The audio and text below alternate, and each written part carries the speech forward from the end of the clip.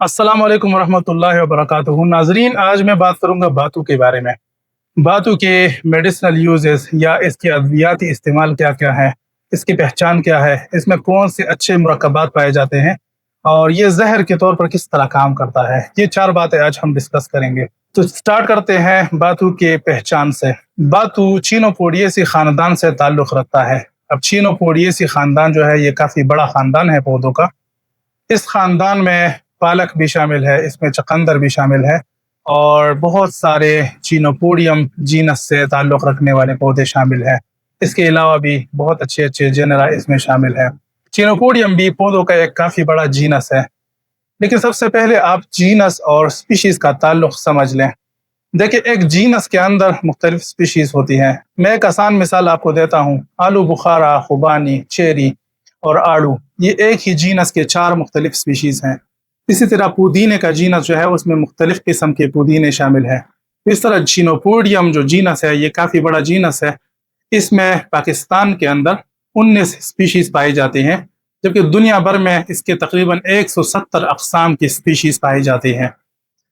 ये जो जीनस है ये तकरीबन दुनिया भर में पाया जाता है, एंटार्कटिका के अलावा और जो ग्रीनलैंड है उसके अलावा ये पूरी दुनिया में पाया जाता है। चीनोपोडियम एल्बम का भी कुछ इसी तरह सिलसिला है कि ये पूरी दुनिया में तकरीबन पाया जाता है, लेकिन ये बुनियादी तौर पर एशिया का और अफ्रीका का आबाई पौधा है, जबकि बाकी दुनिया में ये फैल चुका है। ये बुनियादी तौर पर सर्द इलाकों में पाए जाने वाले पौधे हैं। एक बात जो बहुत दिलचस्पी की हामिल है वो ये है कि इसको पुराने ज़माने में खुराक के लिए उगाया जाता था। जिस तरह आजकल हम फसलें उगाते हैं, गंदम की, प्याज की, मकई की, मुख्तलिफ फसलें उगाते हैं, तो इस तरह इसको अनाज के तौर पर भी इस्तेमाल किया जाता था। दुनिया के मुख्तलिफ हिस्सों से, जिस तरह यूरोप है और दूसरे हिस्सों से, इसके आसार कदीमा बरामद हुए हैं और जिससे ये बात साबित होती है कि ये पौधा पुराने ज़माने में खुराक के तौर पर इस्तेमाल होता था। ये पौधा एक खुराक वाला पौधा भी है, अद्वियाती पौधा भी है और इसमें ग़िज़ाइयत भी काफ़ी ज़्यादा है। तिब्बी यूनानी के मुताबिक बातू का मिजाज गर्म खुश्क है और ये बदन से रतूबत फासिदा को खारिज करता है। इसके अज्जा खून को साफ करते हैं, सोजिश को कम करते हैं और क़ुव्वत मुदाफ़ियत को बढ़ाते हैं। अतबा कदीम इसे दाफ़े करम, मुक़व्वी मैदा और दाफ़े सोजिश के तौर पर इस्तेमाल करते थे। जिगर के अमराज के लिए ये एक बेहतरीन पौधा है। बातू एक मारूफ मुफ़ीद दवा है जो मिजाजन गर्म और खुश्क दर्जा दोम में शुमार की जाती है। अतबा कदीम के मुताबिक ये दवा फासिद मादों के इखराज में मुआविन है और जिगर की इस्लाह में ख़ास असर रखती है। जदीद तहक़ीक़ात से साबित हुआ है कि बातू के पत्तों का जो शानदा या इसका अल्कोहल नचोड़ जिगर के अफ़ाल को दुरुस्त करने में बहुत मौसर है। ये दवा जिगर के एंजाइमात को मुतवाज़न करती है, खून में मौजूद फासिद मादों को तहलील करती है और जिगर की खुलियात को नई तवानाई बख्शती है। इसके अंदर मौजूद फ्लेवोनॉइड्स और फेनोलिक मुरक्कबात जिगर को मुज़रत रसा असरात से महफूज रखते हैं। लिहाजा बातू को जिगर की इस्लाह व तक़वियत के लिए मुफरद या मुरक्कब अद्वियात में शामिल किया जा सकता है। बातू सोजश के खिलाफ भी बहुत ज़बरदस्त पौधा है। ये चूँकि ये एक मुफरद दवा है और बदन में रतूबत फासिदा और सोजश को ज़ायल करने में मुअस्सर मानी जाती है। अतबा कदीम के नज़दीक ये दवा जोड़ों के दर्द, सोजश आमा और जल्दी अमराज में मुफीद है। जदीद तहक़ीक़ात से ये बात भी मालूम हुई है कि बातू के पत्तों का मेथनॉल नचोड़ सोजश को कम करने वाले कीमियाई अज्जा जैसे फ्लेवोनॉइड्स, फिनोल्स और टेनिन्स पर मुश्तमिल होता है, जो जिस्म में नाइट्रिक ऑक्साइड जैसे सोजश पैदा करने वाले मादों की पैदावार को कम करते हैं। इसके अलावा ये दवा जोड़ों की सख्ती और प्रोटीन की खराबी को भी रोकती है, जो सोजश के अमल में शामिल होते हैं।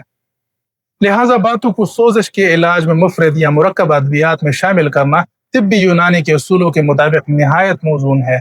अब हम बात करते हैं कि बातू के अंदर कौन से कीमियाई मुरक्कबात पाए जाते हैं और उनके क्या क्या फ़वाइद हैं।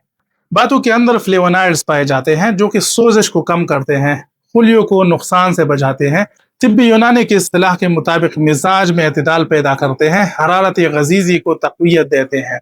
इसमें फिनोलिक मुरक्कबात एंटीऑक्सीडेंट असरात बुढ़ापे की रफ्तार कम करते हैं। इसका मतलब यह है कि मादा फासिदा को तहलील करते हैं, सफरावी अमराज में मुफीद हैं। इसमें एक कंपाउंड पाया जाता है जिसको स्कोरेडोल कहते हैं। ये कीड़ों के खिलाफ मुअस्सर है, आंतों की सफाई करता है, ये दाफ़े करम है, मुक़व्वी मैदा व आमा है। बातों के अंदर विटामिन ए, सी और ई ये क़ुव्वत मुदाफ़ियत को बढ़ाते हैं। جلد و نظر کے لیے بہت مفید ہیں۔ طبی یونانی کے مطابق یہ حرارت غضیضی کو برقرار رکھتے ہیں، یہ رطوبت فاسدہ کو زائل کرتے ہیں۔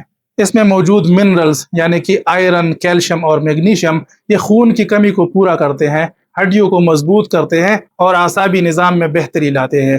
طبی یونانی کے مطابق یہ مقوی بدن، دافع ضعف و خفقان ہے۔ باتوں میں موجود فیٹی ایسڈز دل کی صحت کو بہتر بناتے ہیں اور دماغی افعال میں بہتری لاتے ہیں، مزاج کو نرم رکھتے ہیں اور بلغم کو تحلیل کرتے ہیں۔ جدید تحقیق کے مطابق باتوں میں موجود فلیونائڈز اور فینولز کینسر کی خلیوں کی افزائش کو روکتے ہیں، ذیابیطس میں مفید ہیں اور دل کی بیماریوں سے بچاؤ فراہم کرتے ہیں۔ باتو کا پودا کب زہریلا ثابت ہو سکتا ہے؟ دیکھیں، اس میں موجود ہوتے ہیں آکسیلیٹس اور نائٹریٹس۔ آکسیلیٹس جو ہے ان کی ہائی لیول کیلشیم کی ابزارپشن کے ساتھ انٹرفیئر کر سکتے ہیں، جس سے ہڈیاں کمزور ہو سکتی ہیں۔ اس میں موجود نائٹرائڈز میں تبدیل ہو سکتے ہیں، جس سے کچھ بیماریاں لاحق ہو سکتے ہیں۔ باتوں میں موجود آکسیلیٹس اور نائٹریٹس کی وجہ سے یہ تھوڑا سا غیر محفوظ ہو جاتا ہے، لیکن کن کیسز میں؟ دیکھیں، عمومی طور پر یہ ایک محفوظ پودا ہے، لیکن جب اس کو بہت زیادہ استعمال کیا جائے تو انسانوں میں اور جانوروں میں یہ کچھ بیماریوں کا سبب بن سکتا ہے۔ ناظرین، مجھے امید ہے کہ اس ویڈیو سے آپ کو کافی معلومات مل گئی ہوں گی۔ میں آپ کے لیے ایسے معلومات سے بھرپور اور ویڈیوز لے کر آؤں گا جس میں آپ کو پودوں کی پہچان کا صحیح پتہ چلے گا۔ انشاءاللہ تعالی آپ سے ملاقات ہوتی ہے اگلی ویڈیو میں، تب تک کے لیے دیجیے اجازت۔ اللہ حافظ۔